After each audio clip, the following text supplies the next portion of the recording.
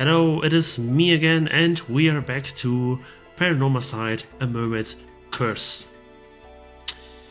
After the brilliant, exhilarating, exciting fishing episode, I know like this is difficult to top, but we are going to take a look at Yumiko Shiki, I think.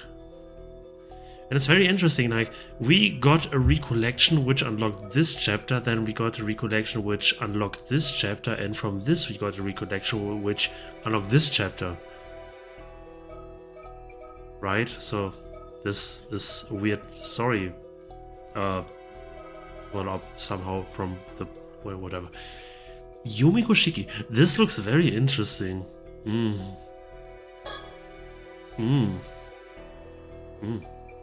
Is this a mermaid? Like a real mermaid? Futamigaura. I think it's a Japanese word, so it should be Futamigaura. Futamigaura. Futamigaura? I don't know. Investigation. Yumiko Shiki. Yumiko Shiki and Soda Kiryu head to the coast of Futamigaura after receiving a report about a strange corpse found there. This could be interesting. August 7 morning, Futami Town, Futamigaura coast. This location I see. Many people around? Mrs. Shiki, there you are. Sorry for calling you all the way out here. Be there. Not at all. Thank you for bringing the case to our attention. I hear you've got an unusual corpse on your hands. Well, forensics aren't here yet, so I honestly don't know whether it can even be called a corpse or not. But I do know that it will cause a stir if anyone catches sight of it, so right now we're just trying to keep the busybodies away. I sure am glad it happened while you were still here, though, what with you being from the Tokyo Metropolitan Police and all. Prefectural Police Detective Masaru Ide. Where is our cadaver then? Still in the water over there where it was found. Feel free to go ahead and examine it. Over there, I see.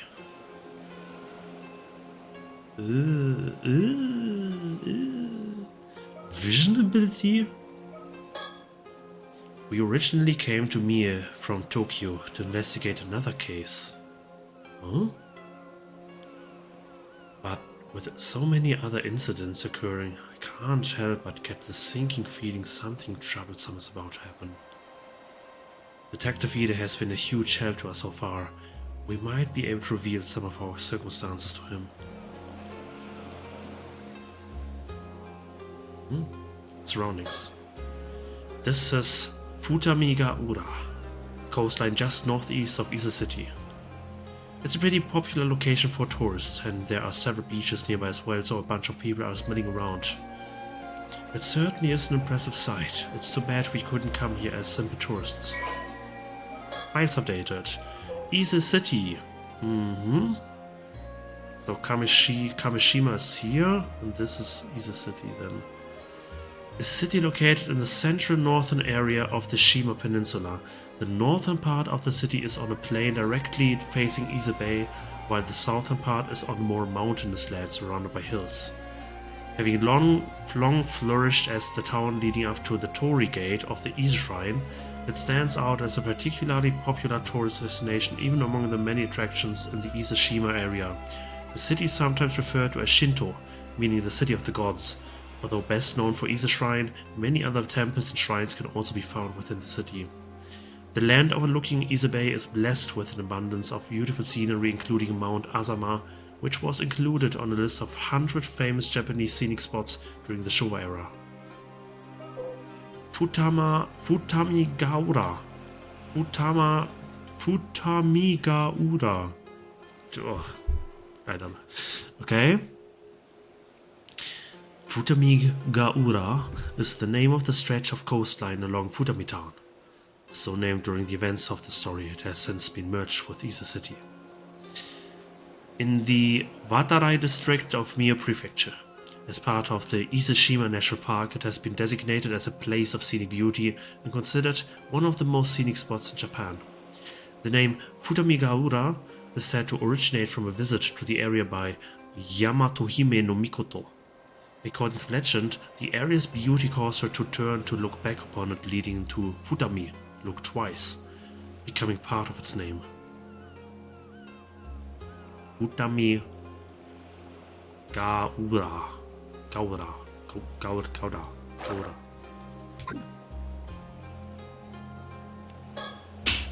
The sound of the waves and the buzz from the onlookers fills the air around us. I suppose it's inevitable that the police being around would draw people's attention. I just hope it doesn't cause a commotion. This is Masaru Ide, a detective from the local police. He's acting as my point of contact while I'm over here, as well as providing any support I need. I don't doubt it's quite a troublesome assignment. There are a lot of things that need to be kept secret for one. But he's been very good at not prying into the particulars while doing what needs to be done, occasional grumbling notwithstanding. Given what this case has ended up involving, though, those particulars may not end up remaining undisclosed for much longer. Masaru Ide, male prefectural police detective, 35 years old. Like he somehow is very distinctive. I don't know. An assistant inspector in the 1st Investigative Division of the Criminal Investigation Department of the Mie Prefectural Police. He often finds himself saddled with whatever troublesome tasks come to the department's way, something that he makes sure to grumble about each time, but is a proficient detective in his own right, being diligent in his duties and having passed his promotion exam without difficulty. Although often said to have a somewhat unreadable expression, he's quite sociable and makes a point to attend all the department drinking parties. Born and raised in Mie, Masaru never ventured beyond bicycle commuting distance of his hometown Tsutsuri, until the time came for him to attend university. With no particular plans for his future in mind, he took the employment exam for police officers, figuring that a local government job would at least be stable. He had no admiration for the police or any strong sense of duty or justice, but found the strict discipline of the police force suited his personality. He quietly married a fellow classmate from the police academy soon after graduating, and at home he takes on the role of doting father to 2 sons and a daughter. If pressed to discuss his hobbies, they would include walking and combination puzzles. Strangely enough, he often happens to be walking nearby whenever incidents occur, leading to him being first on the scene even when off duty, something his colleagues frequently tease him about. Okay.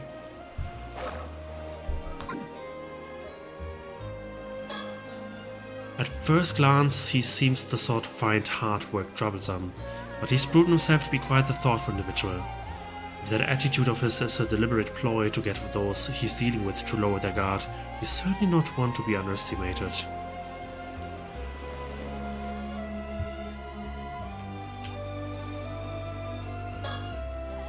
This is Soro Kiryu. He's worked with me as my assistant for a long time now, although he usually makes his living as a psychic detective. Oh, so is this like Mio?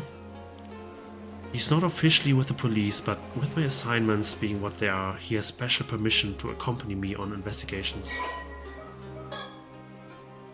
Soro Kiryu, 25 years old, psychic detective. An independent psychic who makes his living as Japan's only psychic detective. Only?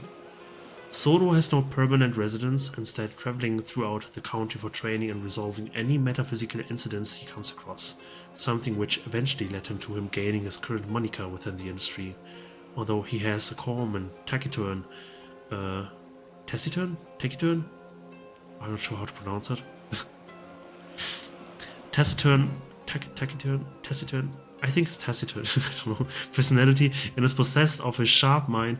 He is surprisingly sensitive by nature. However, this trait does not extend to mercy towards spirits and other phenomena, which he often ends up subduing by force. Primary spiritual abilities. Curses. The ability to use particular curses to inflict harm or otherwise negative effects on others.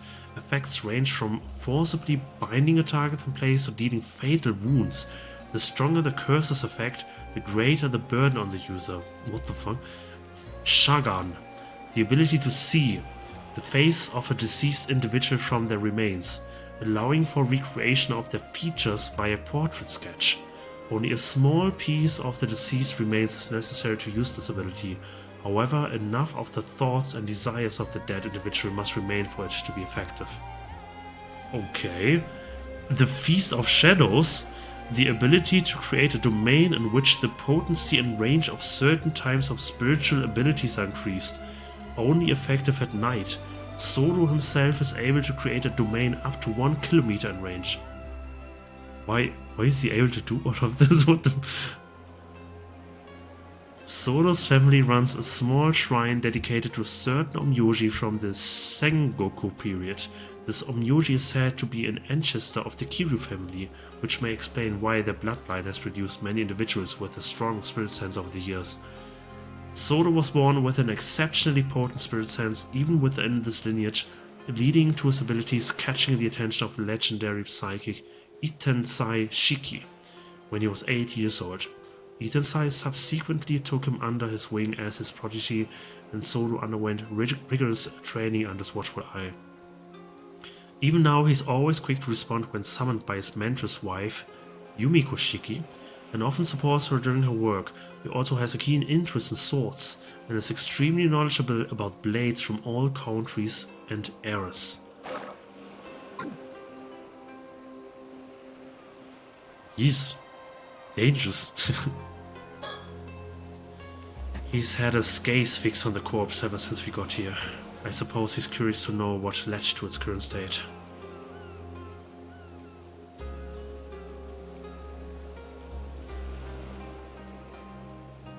Is there something else here?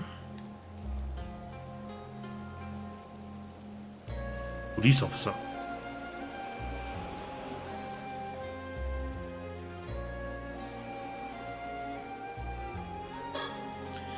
The local police have the area closed off to make sure bystanders can't get too close. Right. Oh my goodness! Mockingbird number 2! Oh, it's the Turninator! Oh my goodness gracious! He's like in a phew, like in a one straight arrow flight, and he would decimate all with his razor sharp beak coming into contact with him, and it's like a flame comes out from his after. And okay. This was somehow more difficult to find. I think in general they made a lot more sceneries like completely 3D, like 360 degree viewable, and with the seabed as well. Like the Mockingbird stickers to find will be a little bit harder this time around. Okay. Corpse. Is there anything that stands out to you so far, Sodo? I'd like to get a better grasp on the details before saying anything, I think. Is there anything... I would like to... Okay.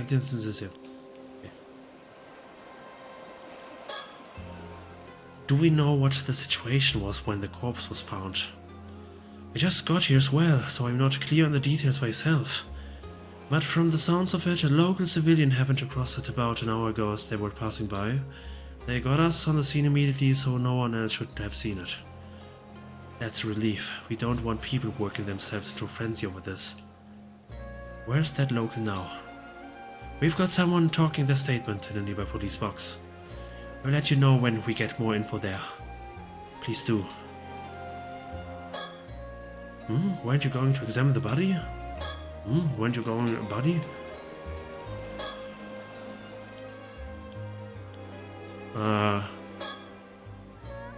First things first, let's start by taking a good look at the corpse. Vision ability on.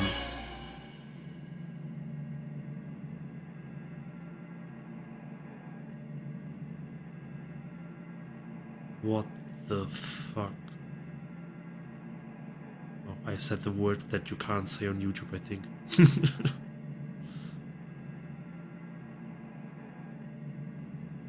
Oh. Mockingbird sticker.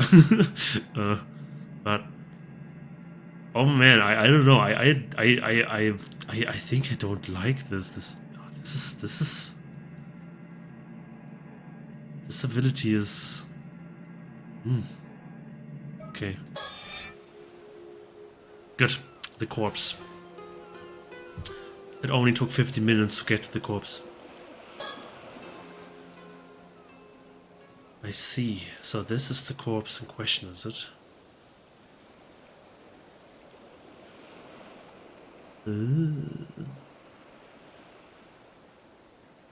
Oh yeah. Kind of looks like a mermaid, I guess. I wonder if this is her? Does the hair match? Could be, maybe.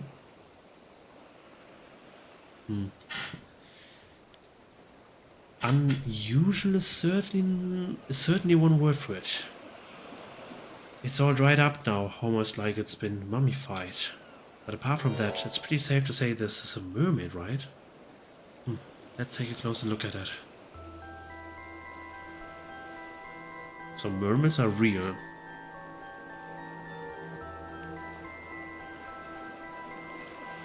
Okay. It's not possible to move the camera anymore. Tail, torso, head.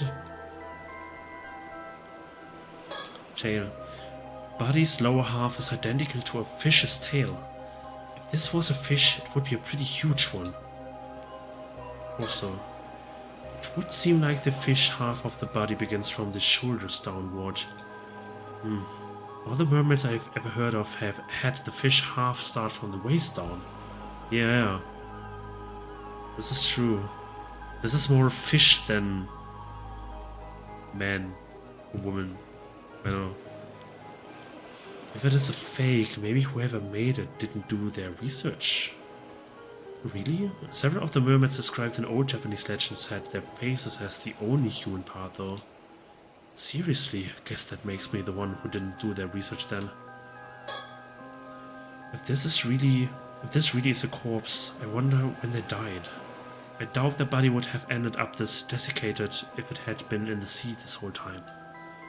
I think there's the possibility that they died, shriveled up into a mummy-like state, then their body fell into the sea and got washed up here? It makes for quite the enigma, that's for sure. There's no sign of any external wounds. I can't see anything that could have caused their death at least. As you can see, there's no doubt that it has a human head. That's the main reason we went ahead with treating it as a corpse. That makes sense. I can't imagine anyone would have seen a creature like this before after all. If it really is a mermaid, wouldn't this be a pretty huge discovery? It's not the sort of thing we'd be able to make public, that's for sure. I don't suppose we have any way of confirming their identity. Given the state of the body, it would be probably be difficult to confirm based on facial features, but we might have a chance using dental records. Though that would depend on if they've ever had a dental exam. See, that makes sense. Honestly, I'm kind of leaning towards it being a fake of some kind. What do you think? It's true that many of the mermaid mummies discovered were ultimately found to have been man-made in origin. Oh, mermaid mummy. Ugh. Very cute. Relics believed to be either the embalmed or mummified remains of mermaids are preserved in temples throughout Japan. Among them, several are said to bestow blessings such as eternal youth, longevity or sound health, and are treated as objects of worship. In the 1970s, some garnered so much attention after being featured on TV that people traveled en masse to see them, prompting some temples and shrines to discontinue public viewings.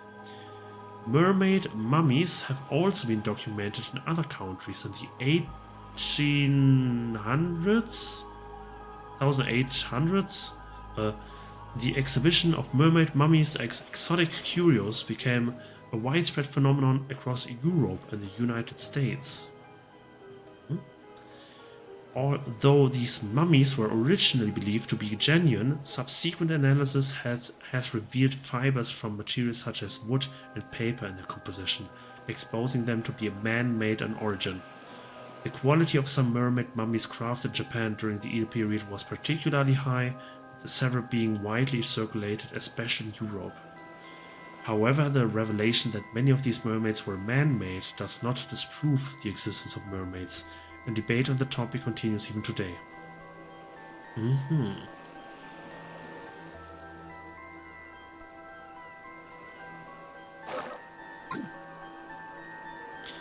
You won't find me complaining if it is. No need to investigate a fake corpse after all.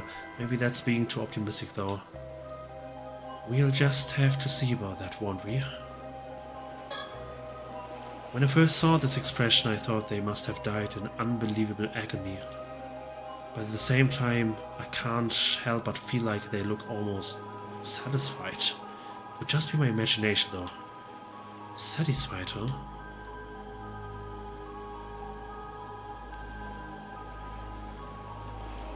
I guess this is it. Buck. If we really do have a mermaid on our hands, do you think all those stories about becoming immortal from eating mermaid flesh are true? Oh, so you're curious about that too, detective. Well, I don't know if I would actually want to eat it though. Living forever doesn't necessarily mean you will be happy, you know? Besides, I can't say I find the thought of eating meat from this thing all that appealing. I see. I suppose that's a natural response. But there are plenty of people who would be interested in getting their hands on this corpse for that exact reason. I can see that. We might even have people fighting over it if it gets out, all the more reason to try and keep it hidden. Sure is a troublesome thing we've got on our hands here.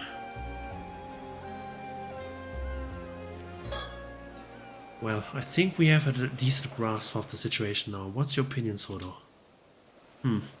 First of all, based on the state of the corpse, I think it's safe to say this is another case of the curse of the forsaken fish. Some of the residual curse energy is still lingering around the body. Just as expected then, I suppose that's no surprise. Curse of the forsaken fish? Is it like when you try to collect all the fish in the gathering log, you get cursed with... oh. Huh? What was that just now? We'll try to explain our understanding of the case of our detective. I realize some of it might sound a bit absurd, but please bear with us. This corpse is neither a fake, nor could it be called a mermaid. It is the remains of a human, once transformed into a fish as the result of a curse. What? A former British human? And a curse too? It's pretty hard to know what to say to that. One thing's for sure, that's not going to fly in the case report by itself. Mind explaining a bit more for me? Of course. Let's start with an explanation of our circumstances then. It seems the time has come to explain our circumstances to Detective Ide. I'll have to make sure not to leave anything out. Don't she really trust him then? I will let you handle the explanations, ma'am. Of course, leave it to me. In return, I'll be counting on you to handle the report. Ah, confound it.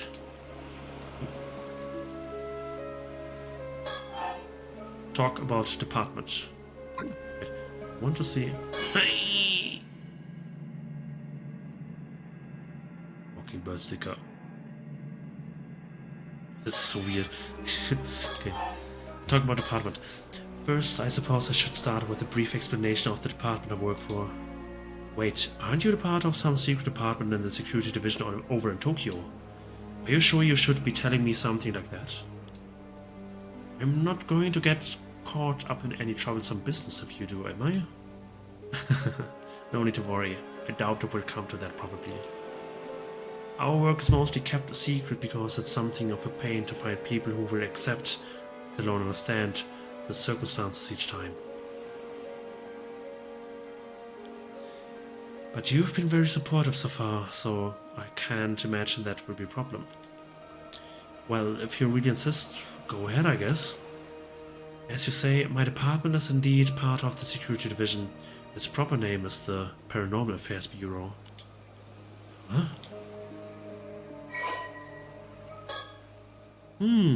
Paranormal Affairs. Paranormal Affairs Bureau.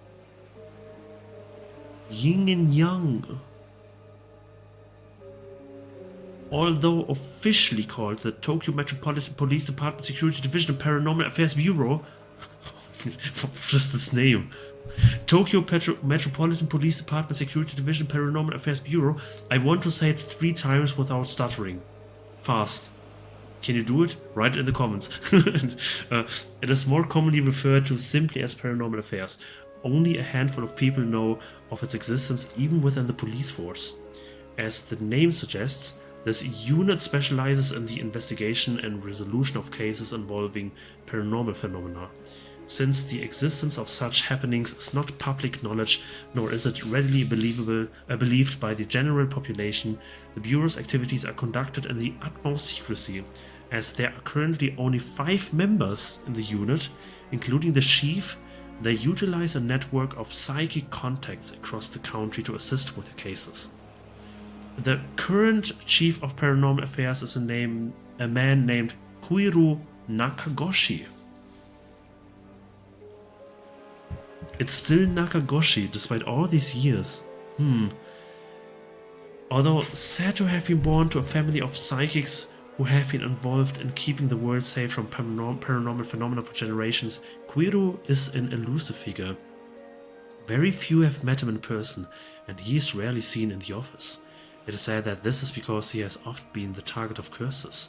However, some theorize that it is in fact because Kuiru is not actually a flesh and blood human, with some going so far as to question whether he really exists.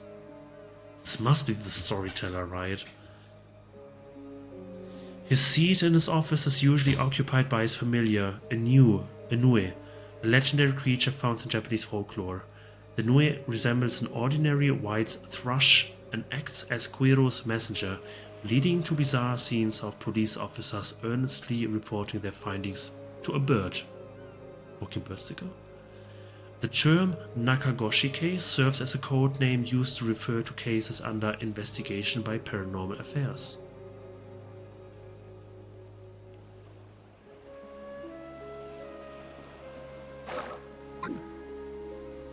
Jeez, the Paranormal Affairs Bureau, huh?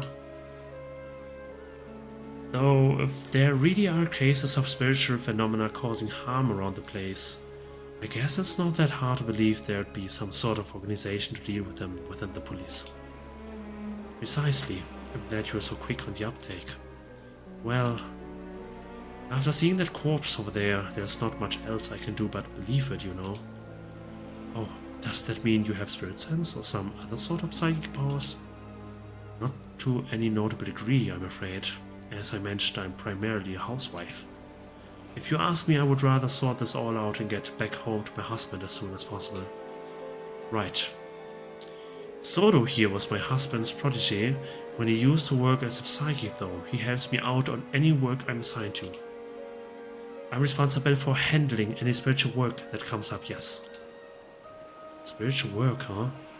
Hearing you say that like it's just another job really makes me feel we're talking about another industry entirely. But if you really are just a housewife, Mrs. Cheeky, why are you working for a special unit like that?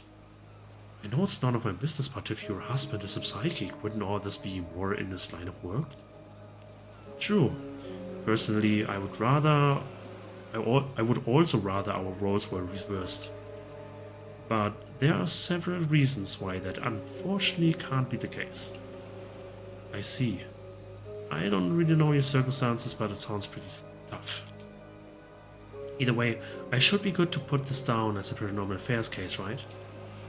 That should be fine, yes. You can leave the rest of the investigation to us.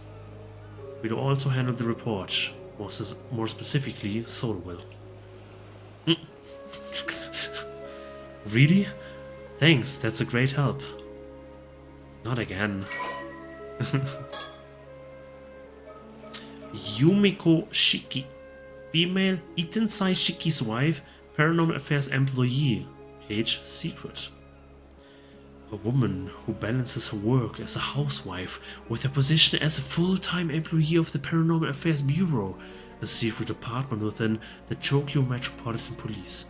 Although the very image of a refined lady in appearance, she has a surprisingly free-spirited personality and tends to find anything she has no interest into bothersome to take seriously. Things that do catch her attention, on the other hand, often command all of it, and she will actively involve herself in looking into them. She utterly adores her husband, swooning in admiration whenever the topic turns to him, and she is also viewed with affection by her co-workers who call her ma'am.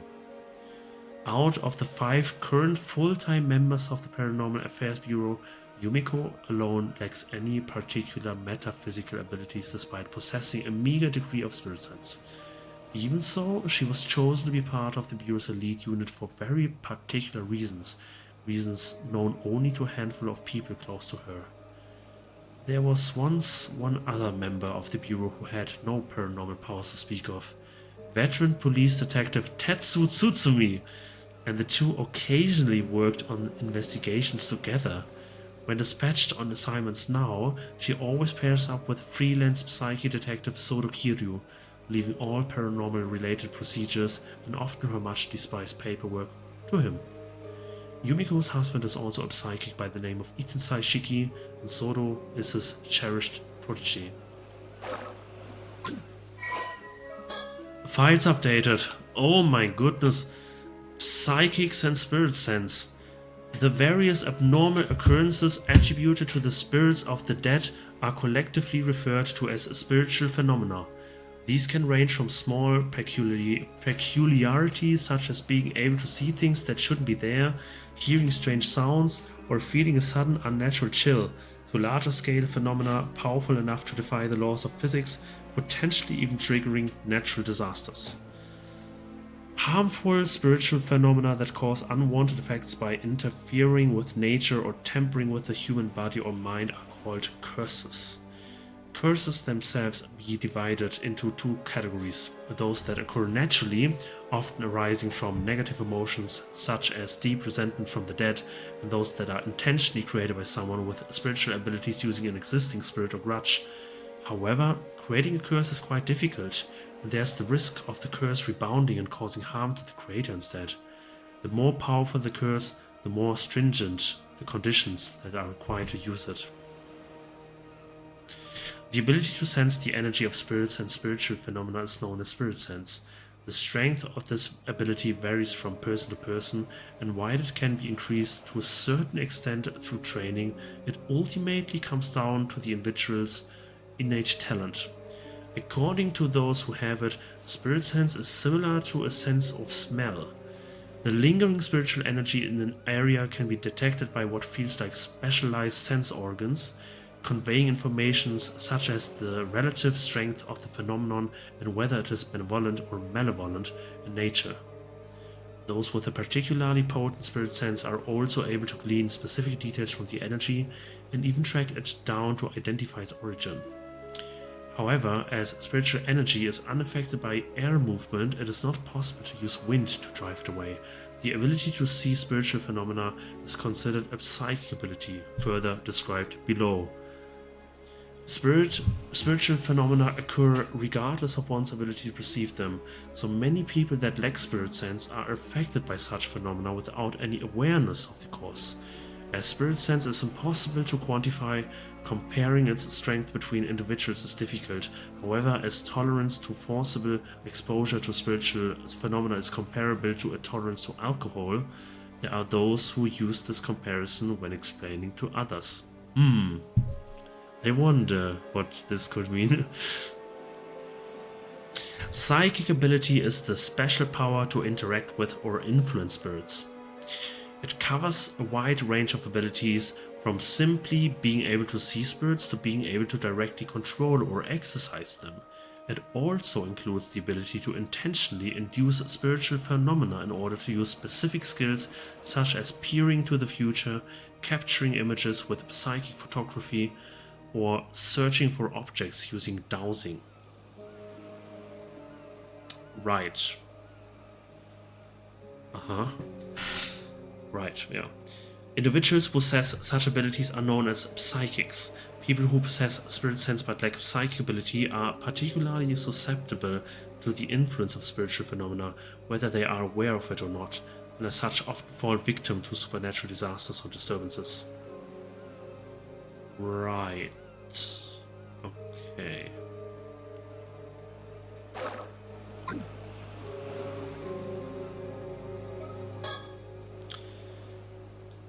Yeah. Oh, talk about the pub again. So, does that mean that you came all the way to me because you knew something like this was going to happen? Oh, that's awfully perceptive of you, detective. I suppose you could say that, yes. At the very least, the situation hasn't come as a huge surprise. Ah, if that's the case. Was the recollection? Was the body from the other day one of those cases too, then? Recollection. Unlocked new chapter, Yumiko Shiki, unidentified skeletons. Was the body from the other day one of those cases too, then? It was indeed, yes. Seriously? That does sound like a pain to deal with. I bet our chief knew all about this when he assigned me to the case. If it lessens the burden, you've been a great help to us so far, detective. I don't mind occult stuff, so I've been asking all of these questions out of curiosity, but it's probably best I don't get too involved in all this paranormal business, right? You must have had a good reason for keeping it under wraps after all. I think that would be wise, yes. Talk about curses. Still, I never would have thought that there's a curse out there that can turn people into fish. And it only half worked, so the victim ended up looking like a mermaid. That's bound to cause misunderstandings. The curse is originally meant to turn a person's whole body into that of a fish, you see. But the victim died before the transformation was complete, so it stopped before it could reach that point. Ugh, I see. The vast majority of the mermaids discovered over the years are either man-made fakes or victims of the same curse. I see. To be honest, part of me was kind of excited when I first saw what it looked like. I thought that it might mean there are really mermaids out there, you know, exactly like the ones you hear about in stories. I'm afraid we can neither confirm or deny things there. Oh, I get why you were asking about the corpse's identity now. It's because you realized they used to be human, right? That's right. Very recently too. The transformation likely happened yesterday, or even earlier today. What? That recently? Someone could really end up in a state like this after just a day? They certainly could. Seriously? These curses sure are scary. I will get forensics to take a look when they get here then. Please do. The investigator in question has worked on paranormal affairs cases before, so they shouldn't need any explanation. Ah, right. Case from yesterday. Great. That should save us some effort then. Only yesterday? Oh.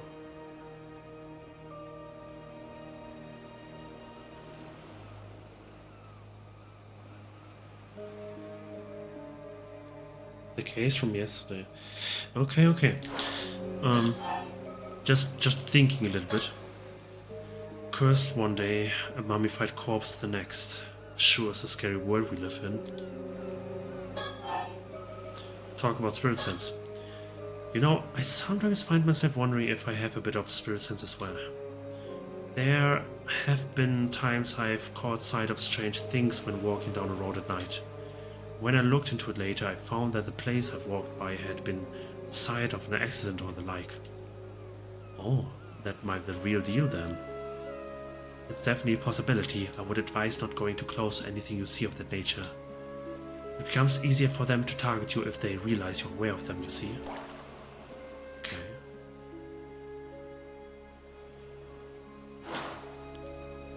Jeez, what would happen then? I guess I would end up possessed or something.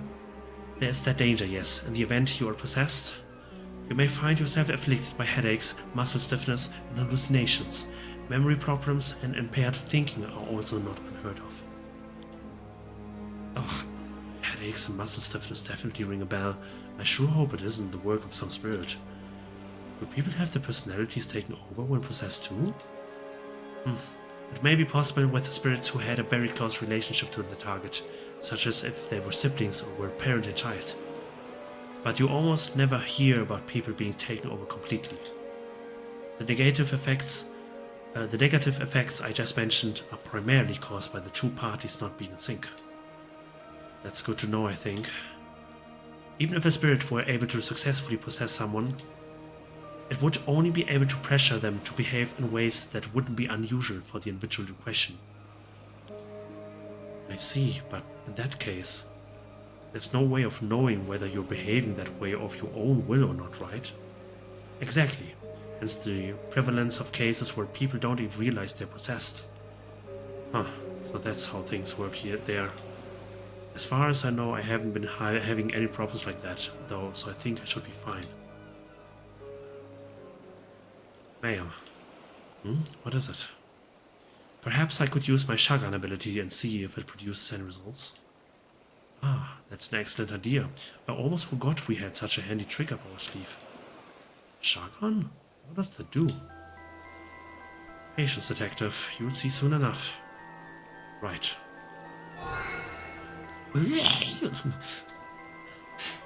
This was my imitation of the sound. Yeah, it was pretty accurate, right? There, it's done. Oh, so it went well, did it? Well done, Sodo. What's all this about then? Sodo can see the face of the deceased from a piece of that remains, however small. He can then sketch the features based on what he saw. Ah, so that's how you got a sketch of the victim in that other case. An ability like that would be priceless if we could use it on the Force, you know. Well, I hear it doesn't always work, so it's unfortunately not foolproof, so what did our victim look like? About that, I think it might be faster to see for yourself. I mean, she kind of looks like, her, right? Right?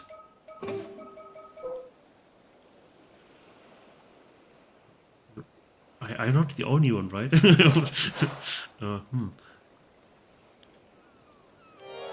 Huh? This face? It's Sumikawa. Wait, Sumikawa? You can't mean...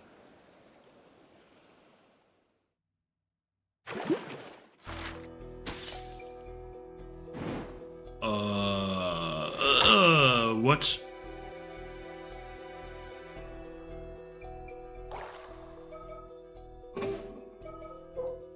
Is this Sumikawa? Yeah. More than 20 years ago, Mari Sumikawa. So this is her. She got cursed. But...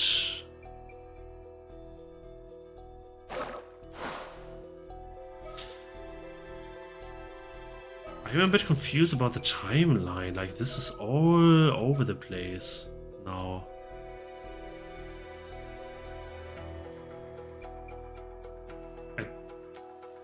At least I think it is.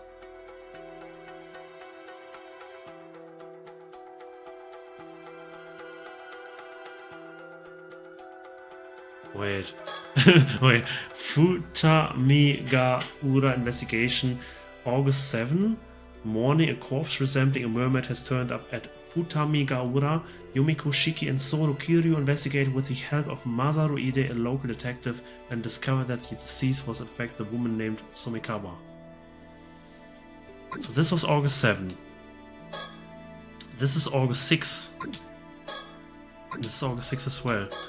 This is August 7. August... Oh. Oh.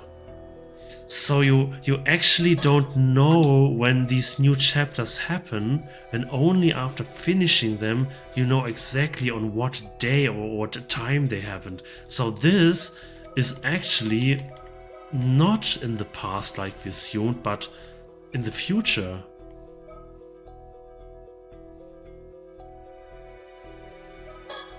And this means she got cursed one day prior on August 6th. Which is this day. But how and why? Huh. Okay. Interesting though, like, yeah, I think I like this. We don't have a linear storyline, but this is jumping all around the place, and we have to kind of chronologically puzzle everything together. I mean, the game is doing this for us, but I like this. It's interesting. Okay, my mouth's tired. Thank you for tuning in. It was very interesting, and I will catch you soon. Bye bye.